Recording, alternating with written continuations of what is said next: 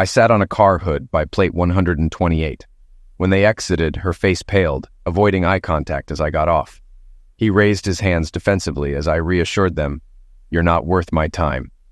Then I left in my car. The confrontation stemmed from a lengthy history. I met Jim when his family moved in next door. Both 8 years old, we were the only boys in the neighborhood, naturally becoming close like twin brothers by 4th grade. We played sports together and had each other's backs, remaining inseparable throughout high school. I met Laura when I was in 10th grade and we started dating. By senior year, we were still together. Jim hooked up with Annabelle Spears and they went on double dates with Laura and me. On prom night, Laura gave me her pureness in the next room, where Jim and Annabelle were doing the same thing. After high school, Jim enlisted in the Navy, while Laura and I pursued college degrees. I studied civil engineering at Eastern Michigan University, while Laura chose information technology at the University of Michigan in Ann Arbor. Despite the proximity of our campuses, maintaining our relationship proved challenging. Laura occasionally canceled our dates to see someone else, unbeknownst to me, until friends at the U of M revealed her actions. One evening, I followed Laura and a guy to a restaurant on Ann Arbor Road. Spotting me, Laura withdrew from him, suggesting familiarity beyond that night. This signaled it wasn't their first encounter, revealing a pattern of behavior I was unaware of. I had no clue what they were discussing, but Laura seemed uneasy, stealing glances at me while I pretended indifference. After finishing my meal, I left without acknowledging her and drove home. The next day, Friday, our planned date came and went without me showing up or even calling to cancel. Instead, I immersed myself in a book, disconnecting from everything. Saturday, I enjoyed a party at the Delta Phi house and met Robin, who left a lasting impression. Sunday, while engrossed in my studies, the doorbell interrupted me. Peering through my telescope, I saw Laura standing outside. I opened the door and she squeezed past me, entering the room. Turning to me, she asked, "Where were you Friday night? Why didn't you answer the phone?" Closing the door, I faced her and inquired which question she wanted me to tackle first. "What?" she responded. There were 3 questions. Which one should I answer first? "Don't sugarcoat it, Rob. What's up?" she pressed. "All right, I'll answer them in my preferred order then. First, where I've been. Mostly here, though I did hit up a frat party Saturday night. Next, why I didn't pick up the phone. Simple. I didn't hear it because you didn't call. Yeah, my bad for unplugging it. Now, where were you Friday night? Right here. Ordered pizza and dove into a great book." "Why didn't you give me a heads up that you weren't coming?" she demanded. "I figured you were busy with your boyfriend," I assumed. "Boyfriend? What are you on about, Rob? You're my boyfriend." "Huh? Then who were you cozying up to at the restaurant on Thursday?" she questioned. "Just a friend. We weren't in love. You were sitting close, leaning on him, and he had his arm around you. That's not lovey-dovey, then what is it?" "It's meaningless. Rob, we're just friends." "If you don't see any problem, Laura, why didn't you come over and say hi, or invite me to join you? Introduce me to your friend? Have a chat with me before heading off on a date?" Maybe you hesitated because then he'd question who I was and you didn't want to explain. "Why didn't you approach me if it bothered you?" "Because I wanted to observe your behavior, see how you act." "Why would you want to do that?" "Because I've heard too much about your dating life when I'm not around. Heard you've been out with guys on nights we had plans. So, yeah, I wanted to see how you interacted with another guy. You don't control me, Rob. Nowhere does it say we're exclusive." "I thought we did, Laura. I recall giving you my ring and letter sweater to show we were committed. A sweater and a ring. Seriously, Rob, that's so juvenile." "Maybe, but it happened in high school. And when we graduated, you didn't return them and say, 'School's over, so we're done.' But if you feel it doesn't bind you, I can see it the same way. I met a nice girl at the party and she gave me her number, so I guess I can call her now." Laura's expression turned sour and she spat, "Go ahead, I don't care," before storming off. Watching her leave, I realized she didn't make excuses, promised not to repeat her actions or reassure me of her loyalty. She had transitioned from a schoolgirl to a grown woman, and she demanded a change. It was tough, given our history, but addressing her feelings now was wiser than ignoring them. Busy with homework from Monday to Wednesday, I finally reached out to Robin on Thursday. After chatting, we arranged a date for Friday night. I picked her up, we dined, and instead of a movie, she suggested attending a party she knew about. Arriving at the Belleville apartment around 8, fate played its hand. Laura and the guy she'd been with on Thursday were the first faces I saw. "Oh, damn," I muttered. "What's wrong?" Robin inquired. "Them." I gestured at Laura and the guy. "Do you know them?" "I know her. Miss Piggy?" Yeah, that's her nickname. How come? She's promiscuous, earned the label Miss Piggy. Are you sure about that? What else do you call someone who's committed but still entertains other men when her partner's away? Are you certain about that? Especially regarding the rumors? Honestly, I can't confirm firsthand, but several guys claim they've had flirty encounters with her. You didn't mention how you know her. I'm the guy she was supposed to marry until I caught her last Thursday with the guy she's with now. Oh boy, can we expect drama? No? We split on Sunday, so we're officially done. What are the odds I'd hear from you if Thursday hadn't happened? Slim to none, but Thursday did, and we're here to enjoy ourselves. So, shall we? She took my hand and led me to meet the host. Laura, initially off to the side, looked shocked upon seeing me at the party. Whether because she didn't anticipate seeing me here, or because she was caught with a new boyfriend, I'm not sure. Ignoring her, Robin introduced me to Gary and his wife, Artis, and we chatted briefly before getting drinks. The basement had become a dance floor. Robin and I danced, mingled, and had a blast. Whenever I glimpsed Laura, her expression was inscrutable.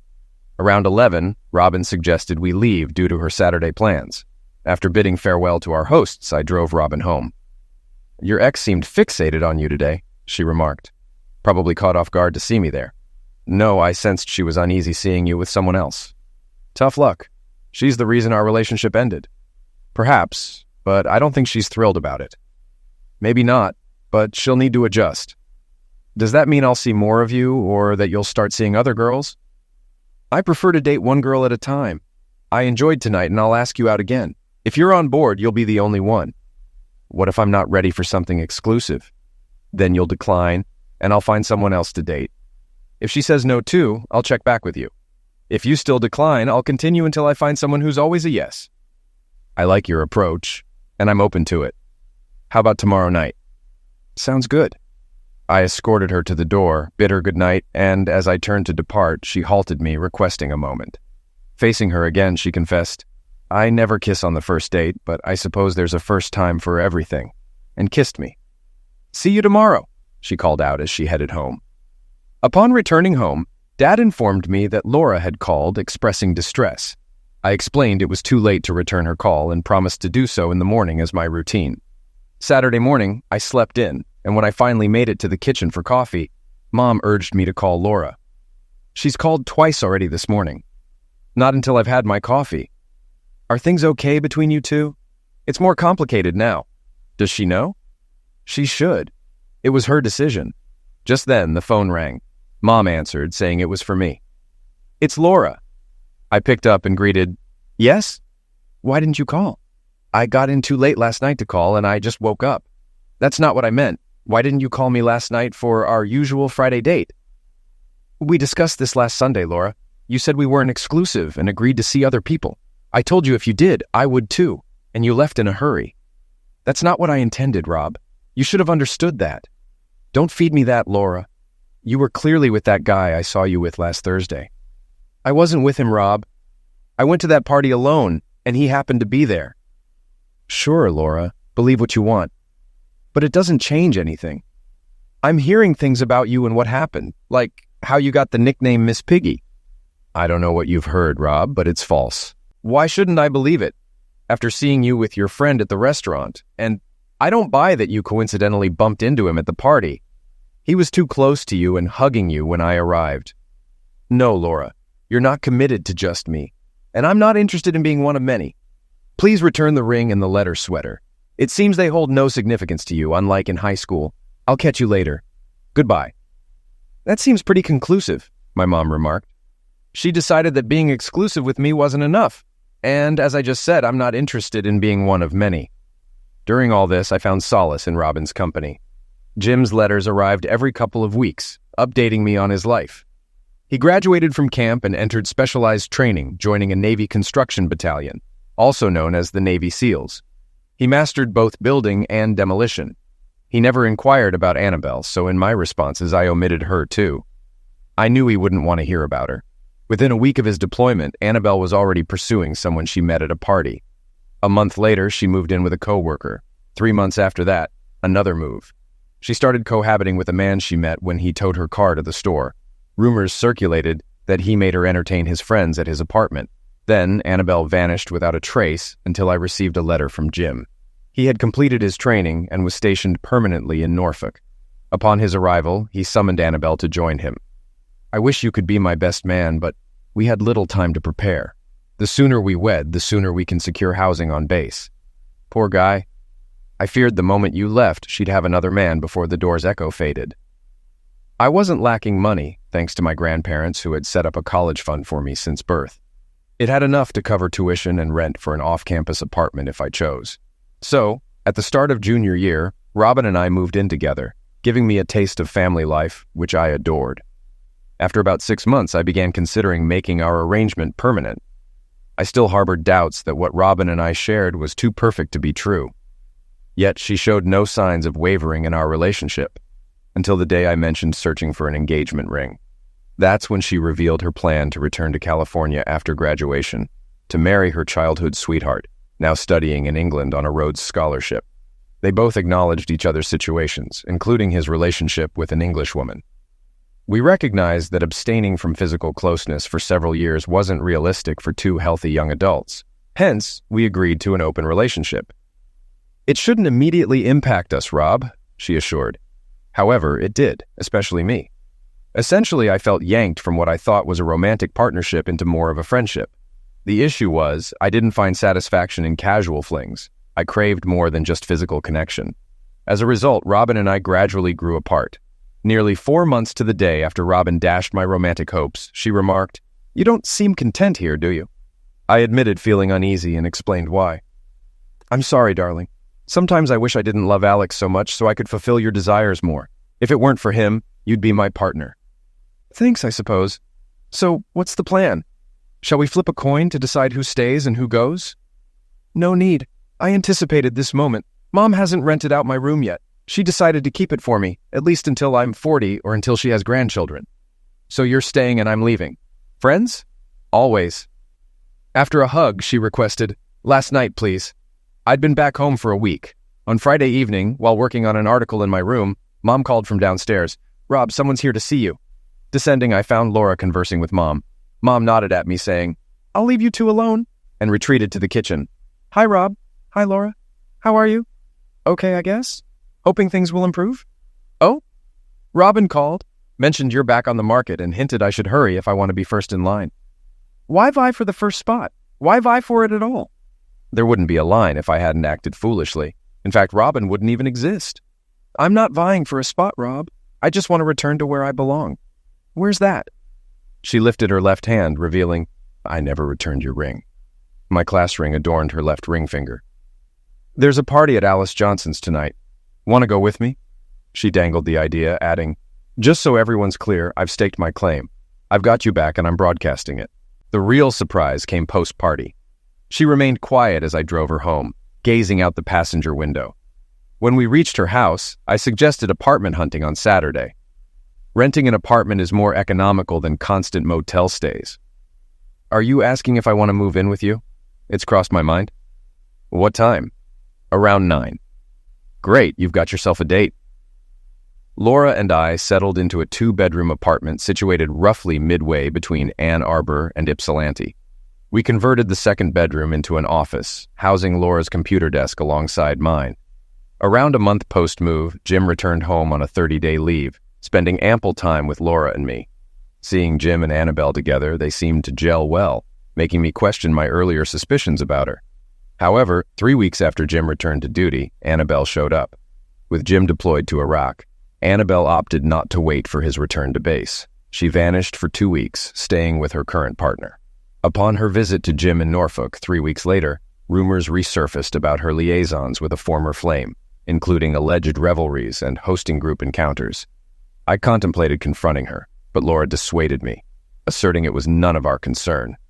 Besides, as far as we knew, Jim and Annabelle had an open relationship, a not uncommon arrangement during prolonged military separations. Laura doubted Jim would consent to such an agreement, but advising him of Annabelle's behavior might backfire. Instead, she suggested I let it be. Jim returned from Afghanistan just in time to serve as my best man at my wedding to Laura. Afterwards, he and Annabelle relocated to Norfolk, where he completed the last 9 months of his military service. Upon discharge, they returned home and Jim secured a job with a construction company as a heavy equipment operator. Over the next 2 years, the Marshalls, Jim and Annabelle, became regular guests in our home, visiting us at least once every fortnight.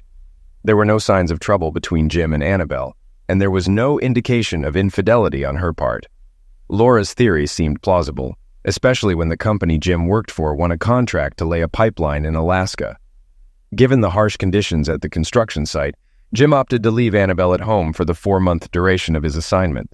However, barely a week later, Annabelle was spotted in a motel room with Gary Mellows, the owner of Jim's company.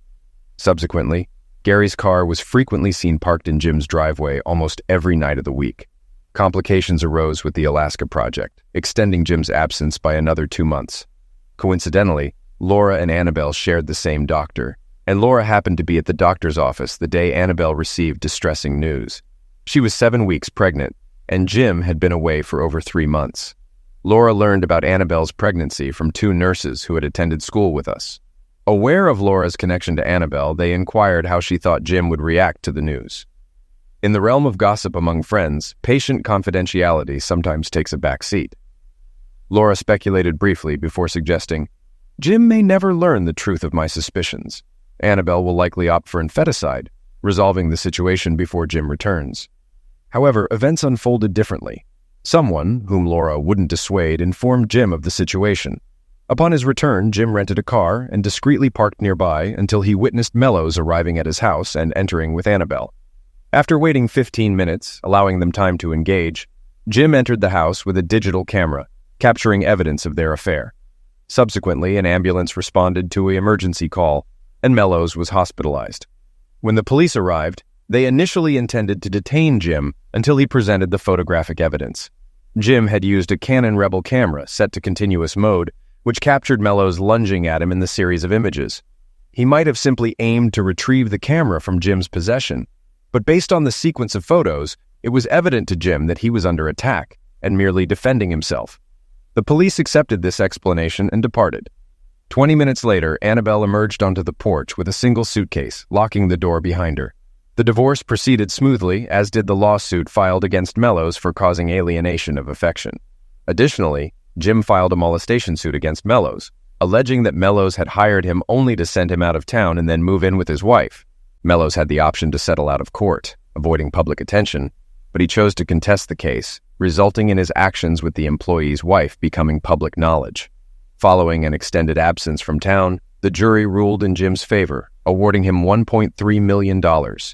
After settling legal fees and taxes, he retained slightly over $750,000. He used this to pay off the house, install an in-ground pool, and purchase a new Ford F-350. Once the divorce was finalized, Annabelle vanished from view, rumored to have relocated out of town. To resolve the lawsuit, Mellows had to sell off some assets and property. Additionally, he suffered a loss of business as some customers and potential buyers deemed him untrustworthy due to his actions towards his employee's spouse. Jim still had some funds remaining and proposed to me the idea of starting my own company and taking over the business that Mellows had forfeited. I would handle the design, while Jim would manage construction. After careful consideration with Laura, we decided to proceed, leading to the establishment of R&J Constructors. As partners, we've managed to thrive. Not only did we attract many clients who had left Mellows, but we also outperformed him on several projects. With human nature being what it is, Jim ensured everyone was aware whenever we outperformed Mellows.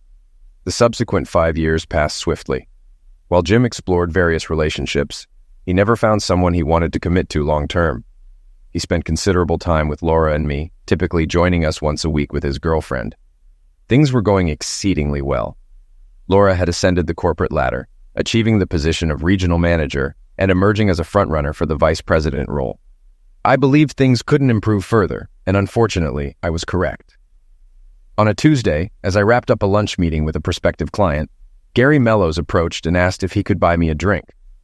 Personally, I held no ill will towards Gary. I reasoned that if someone like Annabelle, whom I considered less than reputable, offered solace to a lonely individual like Gary, it wasn't fair to fault him for accepting. I never bought into the narrative about Gary orchestrating Jim's departure for Annabelle's sake. Knowing Annabelle's character, I speculated she might have visited Gary's office to collect Jim's paycheck and expressed her loneliness due to his absence. In any case, Gary's issues were tied to Jim, not me, so I accepted his offer for a drink. Once he settled in, he inquired, "How's everything going?" "Could be better," I replied. "Perhaps you'll contemplate selling," he proposed. "Selling? Why on earth would I do that?" I retorted. "To make your pal Jim my business partner," he suggested. "Are you out of your mind?" I exclaimed. "Not really." "Take a look at this," he said, opening his briefcase and presenting a folder to me. I accepted it, opened it, and was taken aback. The folder contained a photo of Laura and Jim holding hands as they entered a motel room. Several more images depicted them entering or exiting the motel room, along with a handful showing them embracing and kissing in various locations. I glanced up at Gary, who explained, "Apologies. I was tailing him to gather evidence for revenge. When the private investigator handed me those photos, I didn't know she was your spouse. I only discerned from the rings in the pictures that she belonged to someone else. So, I hired a PI to uncover her identity to prepare for my retaliation." "Why? You were involved," I pointed out. "You followed his orders," Gary countered. "No, I didn't," I refuted. "Yes, I had a fling with his wife, but I never orchestrated his departure to pursue her. She entered my office, shut the door, and began undressing." Meeting her gaze, she declared, "Since you sent Jim away, you'll have to look after me until he returns." Being unattached, I had to decline Annabelle. To me, this entire debacle is Jim's responsibility. Initially, everyone's aware of Annabelle's promiscuity, a trait she's carried since high school. Jim should have been aware, but he didn't act on it. "No, Rob, he hit me hard with that lawsuit, and I intend to retaliate. I'm just sorry you're caught in the middle. Any idea how long this has been going on? According to the private investigator's findings, it's been at least a year, possibly longer. How could it have gone unnoticed for so long? If she never raised suspicions, how could you uncover it? So, why the interest in buying me out? What's the benefit of becoming Jim's partner? Consider it equal partnership. I'll have an equal say. If he proposes Plan A, I'll advocate for Plan B. No matter his preference, I'll oppose it. Plus, I'll oversee pricing and ensure our rates undercut the competition. I'll drive the company into bankruptcy and Jim will suffer the consequences."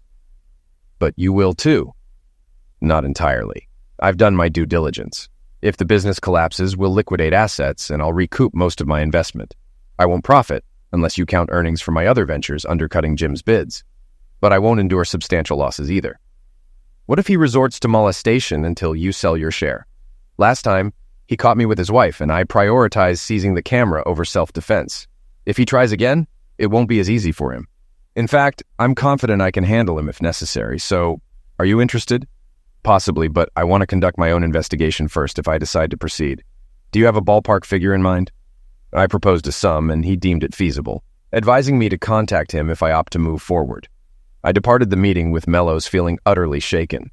How could Laura and Jim have carried on like this for nearly a year without me suspecting a thing? I had observed no signs of discontent from Laura, no decline in affection. Our life appeared unchanged, at least from my perspective. What had gone awry? While I trusted Detective Gary's findings and evidence, I couldn't dismiss the possibility of tampered photos and Gary's personal motives. I needed certainty before taking action. Returning to the office, I reached out to a friend at an insurance agency for recommendations on investigative services. Armed with this, I arranged a meeting, and 13 days later, I felt assured. On purported work trips, Jim rendezvoused with Laura at the Comfort Inn on Melrose. How she managed time off from work for these liaisons eluded me. Now I had to determine my course of action, though my desired path was clear. I just needed to devise a strategy. After 2 hours with a lawyer, I had a clear understanding of my options and obligations. With no fault grounds, assets would be divided evenly. Concerned about Laura's share of proceeds from selling my stake in the company, I realized deception might be necessary. Even so, she'd still receive some of the proceeds. I struck a deal with Mellows to officially sell him my stake in the company for 1/3 of its actual value. 1/3 of the payment went into a bank account solely in my name, while the remaining 2/3 were deposited into an offshore account I'd arranged. The agreement stipulated that Mellows wouldn't appear at the office or occupy my desk until the morning. I handed Laura and Jim the necessary documents. Laura filed for divorce, citing infidelity, while Jim pursued a case for alienation of affection. Despite residing in a no-fault state, I could still pursue legal action for infidelity, potentially resulting in a slightly more favorable division of assets, though not a 50-50 split. To substantiate the claim of infidelity, evidence was crucial. Examination of reports from both Gary's private investigator and mine revealed consistent rendezvous at the same motel, always on Wednesdays. My detective secured a room for surveillance, incentivizing the porter to ensure Laura and Jim were assigned to that specific room. On Wednesday morning, I instructed Maria, our receptionist, to inform Jim that I'd be absent due to a dentist appointment, and to mention the possibility of my continued absence in the afternoon if I didn't feel well after the procedure. After the effects of the gas wore off, I exited the house and returned after Laura had left for work. The locksmith arrived promptly at 9 to change all the locks. Once he finished, I headed to the bank and emptied out both the accounts and the safe. My lawyer advised taking only half, but my mood was unwaveringly resolute. Screw you, Laura. I had no intention of making things easy for her. She'd have to fight for her share eventually. I also withdrew the funds I expected from the business. If it proved excessive, Jim could contest it in court, but until then, it was mine. My detective phoned at 12:10 to report that the couple had checked into room 128. I drove over, had a brief chat with the detective, then stationed myself on the hood of a nearby car, waiting for them to emerge. After a tense encounter, I drove away. Just as I was leaving, a man approached them and handed over the papers. Alongside the divorce papers, Laura received a temporary restraining order mandating her to stay 500 feet away from me in the house. Securing it required a bit of trickery. I had to fabricate a story, claiming a third party had tipped me off about Jim and Laura discussing my insurance coverage and business shares value. A hearing was pending to decide if the restraining order would become permanent, but it might take a few weeks. It was just another tactic to unsettle Laura. The crucial point was that she couldn't enter the house without court supervision, and I had no intention of making myself available to make keys for the new locks. Along with Jim's papers for the foreclosure attachment suit was a brief note. You're familiar with how these suits go, aren't you? How does it feel to be on the receiving end? Driving away from the motel, I called Gary on his cell phone. Everything's arranged. Have a good first day at the office tomorrow. I drove to the airport, parked in the long-term lot, stashed my cell phone in the glove compartment, and boarded the flight to Cabo San Lucas. After a week of scuba diving and beach lounging, I returned home. Upon switching on my phone, I found it inundated with voicemails. Most were from Laura, as expected, but there were also 4 from Jim. You'd think he'd be the last person eager to talk to me. Nevertheless, I had no interest in conversing with either of them. Would I desire an explanation? Naturally. I'd want to understand why. Yet I had resolved to leave them in the past and focus on moving forward. Their reasons for betrayal were not something I wished to dwell on. My attorney was aware of my week-long absence, so I decided to inform him of my return. He suggested I contact Laura, who had been trying to reach me twice daily to access the house and retrieve my belongings under court supervision. I was about to instruct him to make arrangements with the court to allow her entry when a different idea dawned on me, a chance to further unsettle her. I phoned her and inquired about her needs. I need my clothes and other items, but I can't enter the house even with court supervision because I lack a key, and they won't let me break in, she explained. You have nothing there to take, I countered. I donated everything to Goodwill. I don't want any reminders of your deceitful behavior. There's nothing of yours left, not even a stray hair clip, she retorted.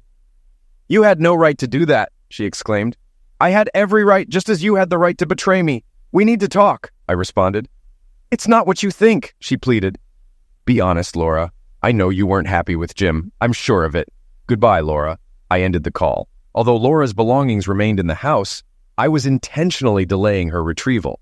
It was my way of unsettling her, ensuring she wouldn't get her things back anytime soon. I've always had a good rapport with Maria, our multitasking receptionist, secretary, bookkeeper, cook, and cleaner, so I phoned her to check in. Not too bad for me, but things aren't going well for the company. There's constant bickering between Gary and Jim over trivial matters. Jim gives orders, and Gary refuses to comply. Orders get placed and canceled in quick succession. Work sits idle while they sort out their disputes. I was fed up, so I handed in my resignation last Friday. But Gary offered to double my salary if I stayed, so I decided against leaving. They even got into a physical altercation last Thursday, but there was no clear winner, although Jim ended up with a broken nose. Why did you leave us? Why side with Gary? I shared the entire saga with her. She fell silent for a moment before responding. Now I have another reason to stick around. And what's that? I can assist Gary. I never cared for Jim. He persistently flirted with me despite knowing I was engaged. Once, He even insinuated that he'd let me go if I agreed to a date with him. We both know what he meant by date. When I questioned what you would think of him letting me go, he fell silent. You should have informed me. Why? It was a personal issue and I handled it. I sympathize with you and Laura, Rob, but there might be a positive aspect to it, at least for me. How's that? It means you're available again. How do you feel about being pursued? Weren't you engaged? I was, until I caught that idiot doing to me what he did to you, Laura. When did it happen? About 3 weeks ago. Well, honey, if you're interested, I'll consider you first when I start dating again. But that won't happen for a while. I won't give Laura any ammunition. I can wait. But keep me in mind if you ever feel lonely and want company for dinner. I will, sweetie, and thank you. My phone rang 16 times that day, 14 calls from Laura and 2 from Jim. I couldn't imagine anything that guy could say that I'd want to hear. If he was calling to ask for something, it definitely wasn't from me.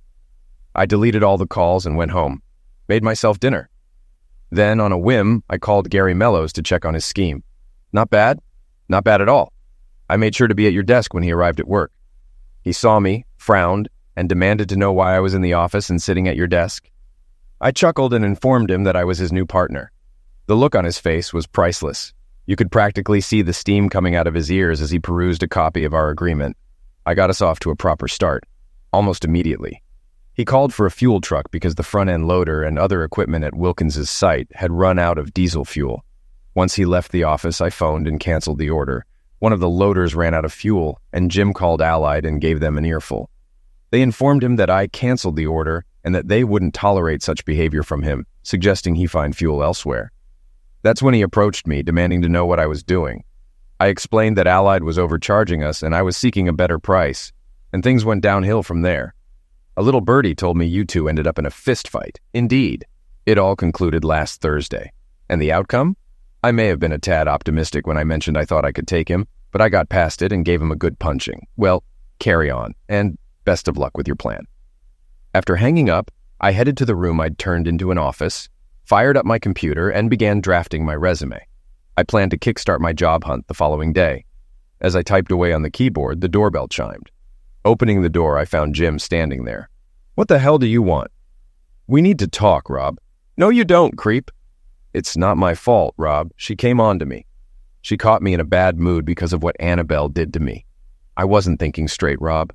I'm sorry, Rob, but it wasn't my fault. I didn't pursue her. But you knew she was my wife. You knew how you felt when you found out about Annabelle. And you didn't even stop to think you'd make me feel the same way, did you? You had to know. I'd find out sooner or later. Probably the same way you found out about Annabelle. Someone told you. Well, creep, somebody told me you're a scoundrel. As far as I'm concerned, you're supposed to be my friend. And even if I believe Laura made a move on you, which I don't, you should have turned her down just like I turned Annabelle away when she made advances on me. You knew you were better than that, but you went ahead anyway. And even if she initiated it and caught you off guard, that doesn't excuse the second, third, fourth, and however many times after that. No, you stabbed me in the back, plain and simple. Why did you load me up with Mellows? Because in the mood I was in when I found out and the rage I felt, if I'd come after you, things might have ended differently. But you're not worth going to jail over. Besides, involving Mellows will bring you grief that will last far longer than any consequences from a physical altercation. But you know what? The rage I felt at the time is gone. And that's when I punch him.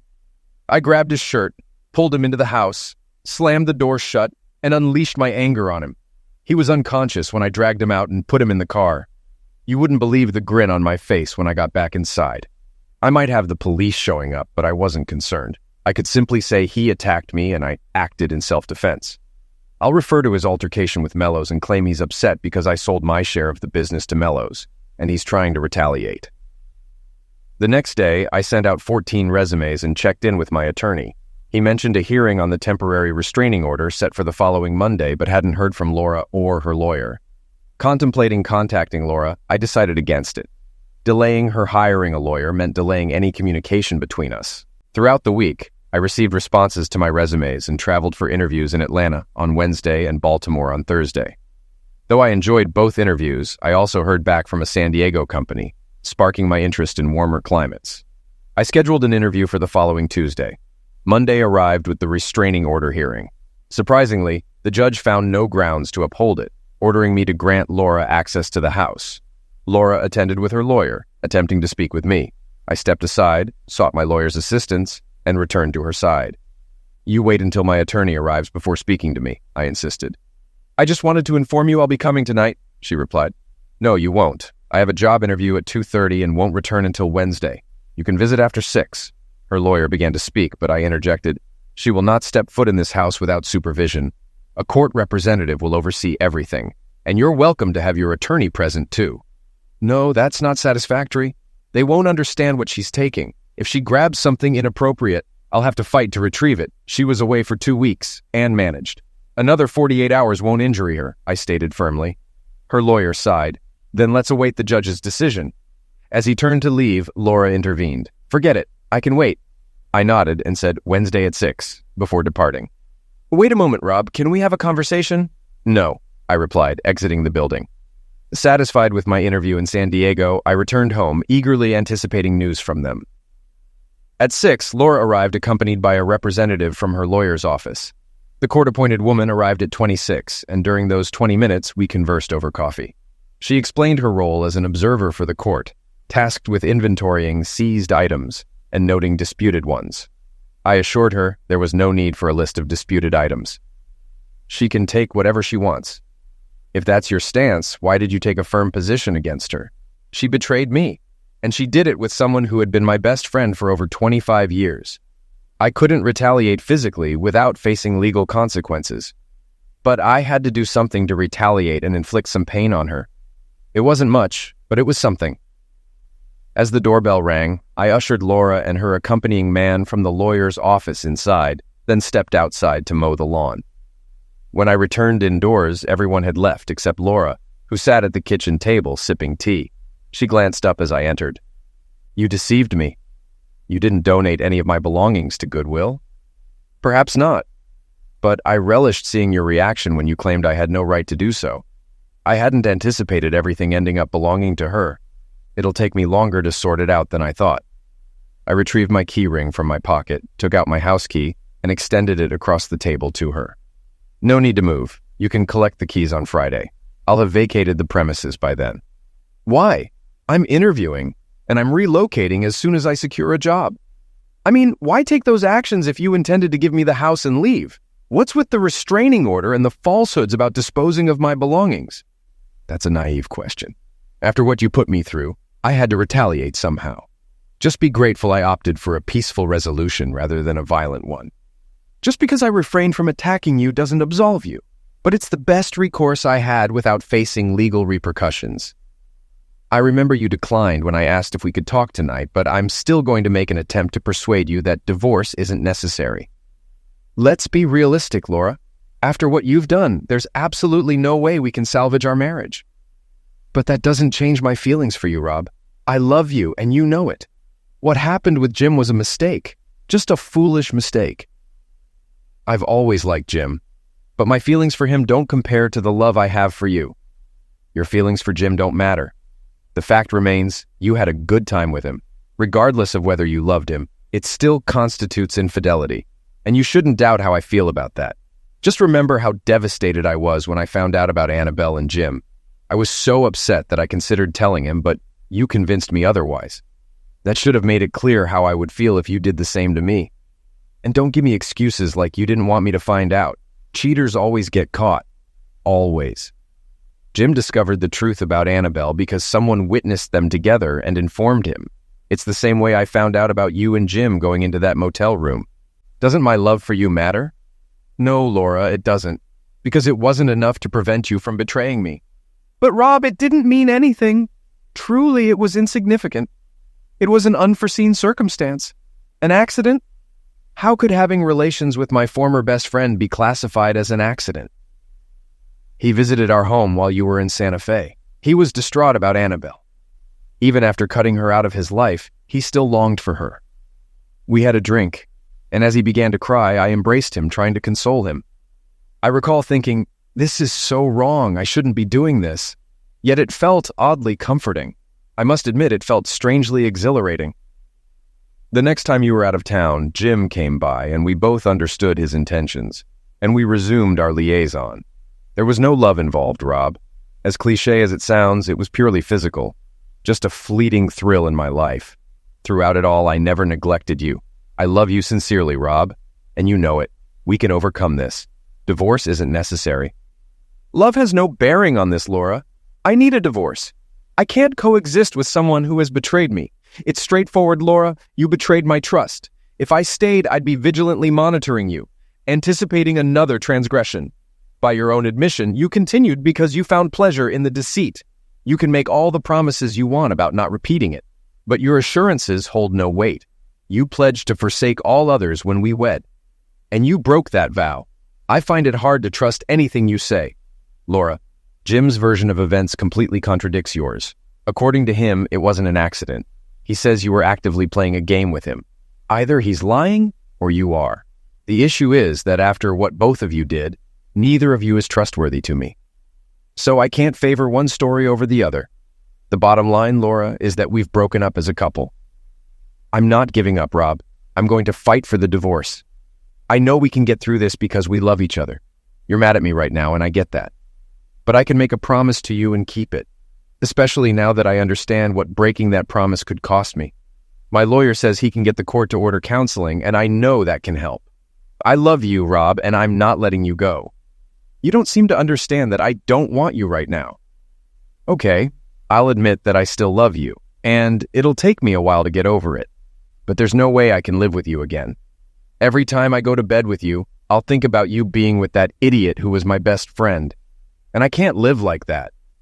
You won't fight for a divorce from Laura? Because if you do, I will release the videotape of your last meeting with Jim. Every family member, every friend, and all your coworkers will get a copy.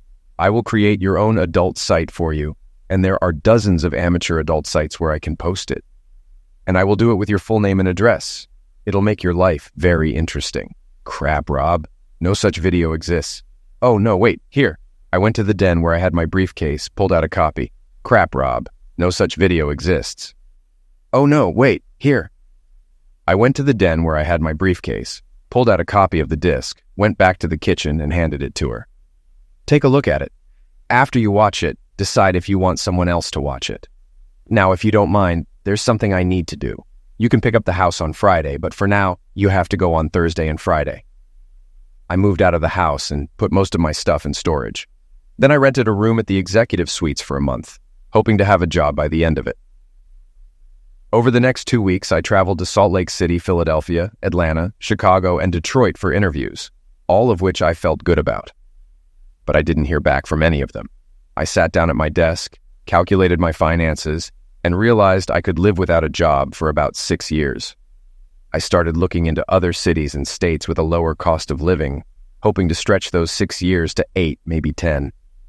Laura signed the divorce papers and returned them to my attorney. I almost regretted that she did that. I would have loved to scatter a CD of her and Jim all over the house. But a deal is a deal. We agreed on a 50-50 division of the property, with each party paying their own attorney fees.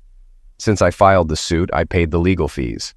Laura wanted the house, and my half of the equity was slightly more than what I had borrowed from the bank, so that worked out.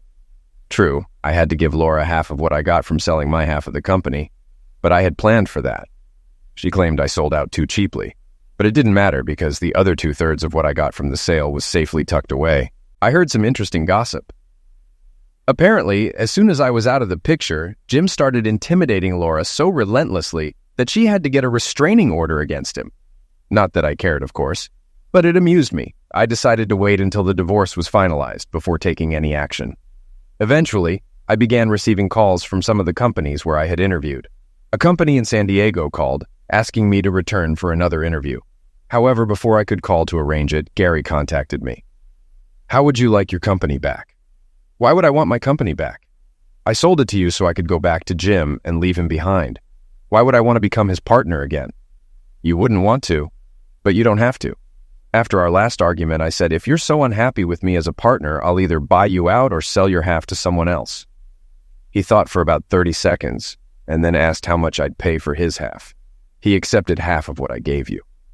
The question remains, why should I want the company back if you've done even half of what you said you would to sabotage Jim? The company might not be worth much now, You could be surprised. Come to the office and let's talk. I figured I had nothing to lose, so I went to see him. When I walked in, Maria jumped up from her desk and hugged me, then poked her head into Gary's office to tell him I had arrived. As you know, I only bought you out to mess with Marshall. I didn't really need him, but things are changing. I'm getting more into the construction side of the business. I want to move away from the engineering part. On one hand, I couldn't get the engineers I wanted, so I started considering alternatives. The solution that came to mind was to call you and ask you to set up a company that I would contract with for the engineering work. But then Marshall sold me the company, and I thought, why not just sell it to you and contract with you? I can't afford to buy out both my half and Jim's half. You won't have to pay much because the company isn't worth much anymore. Since I own everything, I've transferred all the construction work and equipment to my other company. What's left is purely the engineering part. I'll sell you the company for what I paid Jim and sign a 5-year contract for engineering services. Plus, the company still has contracts with about 15 other firms. I don't see how you can lose. How much did you give Jim? He told me, and it was less than I had in my offshore account. But there is one condition. And what's that? I asked. I have no secrets from Maria, and I shared the idea with her. She said that if you agree, she will stay with you and not move to my company. If you accept the deal, you will keep her on your team. I didn't have to think long, and I told him that I would agree to the deal, but I wouldn't do it until my divorce was finalized, which would be in about 3 weeks at the earliest.